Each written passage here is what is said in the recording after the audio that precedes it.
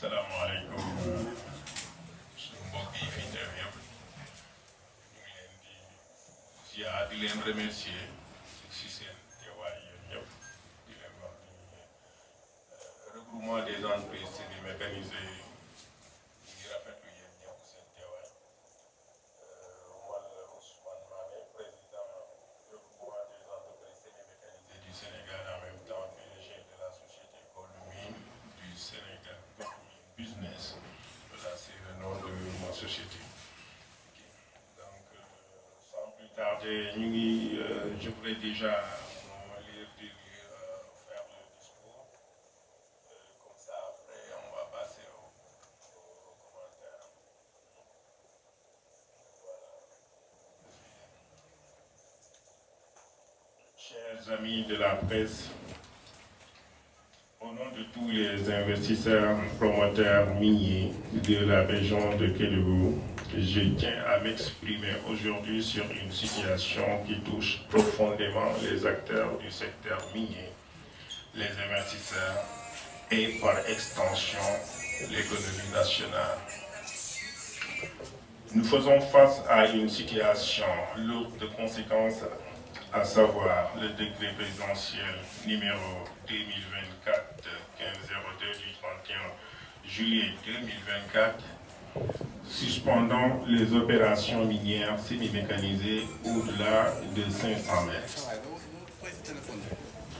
Ce décret pris sans consultation préalable des parties prenantes met en péril des investissements conséquents et la stabilité socio-économique de régions entières, notamment celle de Kédougou.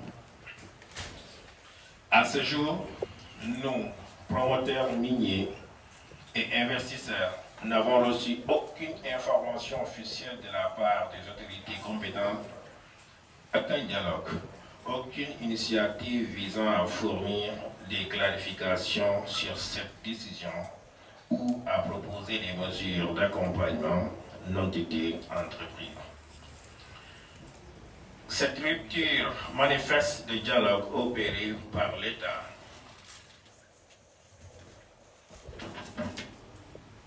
place dans une position d'incertitude totale, provoquant des dommages autour des investissements chiffrés à plusieurs centaines de milliards de CFA. Nous, promoteurs sénégalais et investisseurs, avons investi d'importants financements, non seulement dans le développement de nos activités minières, mais aussi par la contribution au développement local. Nous avons payé nos taxes, nos redevances minières et nos frais d'abattage à hauteur de plusieurs milliards de CFA. Nos entreprises ont créé 8000 emplois directs et plus de 1000 emplois indirects dans toute la zone. Mais encore, nous contribuons activement à la vie économique et sociale de la région de Kédougou. La construction d'écoles, de postes de santé, de puits, de forages, d'eau potable, des dons réguliers aux communautés locales. Toutes ces réalisations représentent un engagement financier de plusieurs milliards de francs CFA au cours de ces dernières années. Nos interventions vont bien au-delà de l'exploitation minière, car nous investissons dans la région pour soutenir les populations et nous respectons les normes environnementales conformément à notre cahier de charges.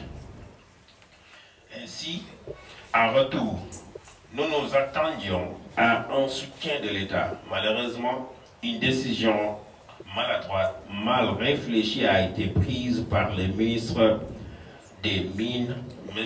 Birame Souleye Diop, et qui a porté un coup dur contre nos entreprises respectives. Ce décret Décret numéro 2024-1502 du 31 juillet 2024, pris suite à un rapport de présentation du ministre M. Birame Souleye Diop, représente une menace majeure pour notre secteur, mais aussi pour l'État, qui enregistre des pertes financières importantes du fait de l'arrêt de nos activités. La région de Kédougou à elle seule bénéficie d'une masse salariale générée par plus de 114 sociétés semi-mécanisées avoisinant les 30 milliards de francs CFA annuels. Suspendre les activités de ces entreprises sans concertation avec les acteurs, sans aucune alternative concrète. Sans aucune alternative concrète avec les acteurs, sans une solution alternative concrète, c'est priver de la région et le pays de ressources vitales. Il est important de souligner que nos opérations respectent scrupuleusement les normes environnementales. Aucune utilisation de produits chimiques n'est faite et nous sommes engagés dans un programme de réhabilitation écologique. Cependant, malgré tous ces efforts, nous restons sans interlocuteur, sans réponse de notre tutelle, sans soutien de notre gouvernement. Pire encore, nous subissons des persécutions de cette décision qui met en péril les entreprises en dépit de nos engagements auprès de nos partenaires financiers et techniques. Nous savons que les problèmes environnementaux qui affectent la région, notamment la pollution du fleuve Falémé, sont dus principalement à des pratiques illégales et anarchiques ou l'utilisation de produits chimiques dangereux comme le cyanure et le mercure est courant. Ces pratiques échappent à tout contrôle et ne peuvent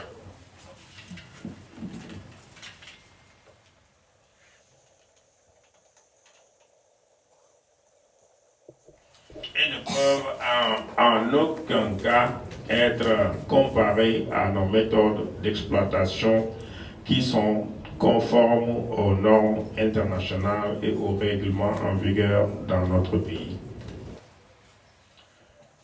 La sécurité dans ces zones frontalières est un autre enjeu crucial. En l'absence de couverture télécom, le contrôle est déjà difficile pour les forces de l'ordre.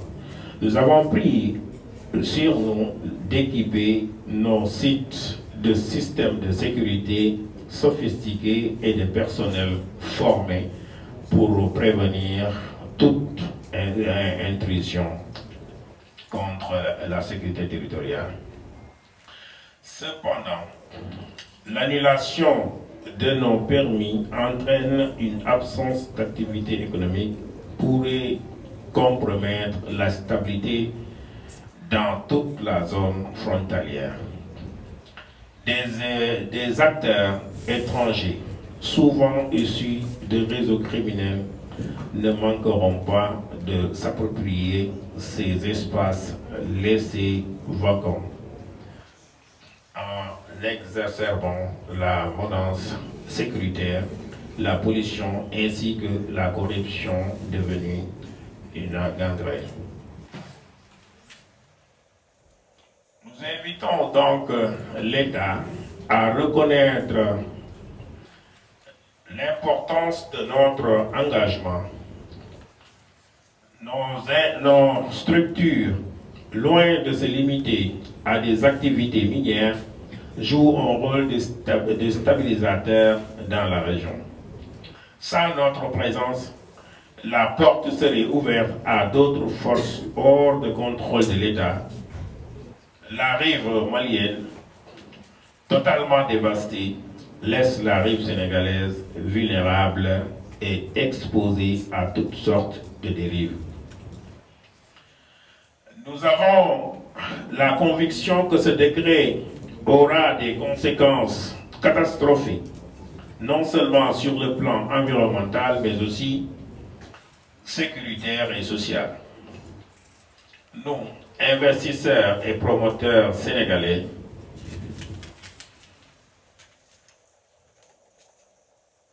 avons le sentiment d'avoir été abandonnés. Aucun dialogue n'a été ouvert. Aucune solution alternative ne nous a été proposée. Nous sommes dans une impasse qui nécessite une intervention urgente de l'État pour sauver nos entreprises. Mesdames et messieurs, notre engagement va au-delà de la simple rentabilité. Nous avons à cœur le développement durable du secteur de cette région, la protection de l'environnement et la sécurité des populations locales.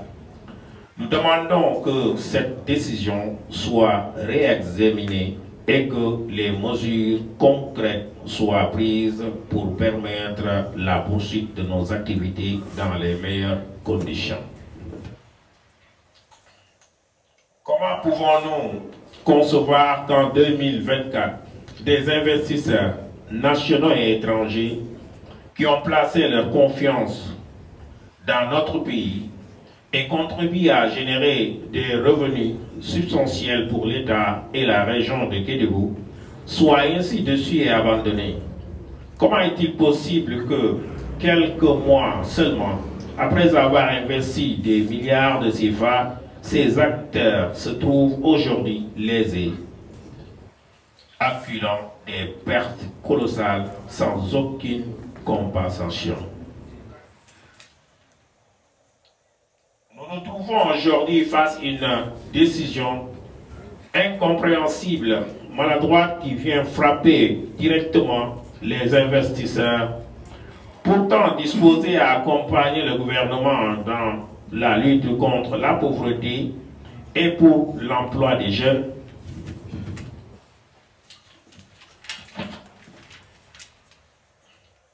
Nous invitons le gouvernement à revoir ce décret présidentiel pris sans concertation, sans évaluation des impacts concrets et qui va dans le court terme ruiner non seulement des entreprises sénégalaises, mais aussi d'importants investissements étrangers. Des jeunes, des femmes, des chefs de famille, des communautés locales, toutes entières qui tirent des revenus dans les activités de nos entreprises sont aujourd'hui menacées. Et au lieu de protéger cette région déjà fragilisée, de renforcer son développement, cette décision fragilise le tissu social et écosystème économique dans cette zone défavorisée.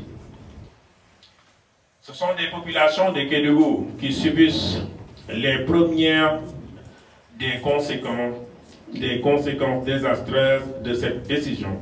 Aujourd'hui, ces entreprises minières sont menacées de faillite. Nous invitons le gouvernement à engager des discussions avec les acteurs des entreprises minières semi-mécanisées, car la suspension de nos activités compromet la stabilité de cette région vitale pour l'économie du pays. Il ne faudrait pas ignorer les sacrifices et les efforts de ceux qui œuvrent chaque jour pour l'épanouissement socio-économique de la population de Kédougou. Nous invitons le gouvernement à revoir cette décision malheureuse pour protéger les investissements et les emplois créés.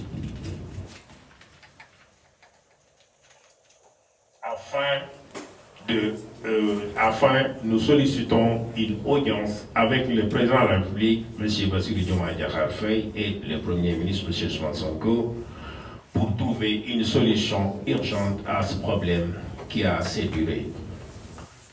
J'espère vivement que notre appel sera entendu. Il est temps d'agir pour le bien de tous. Je vous remercie de votre attention.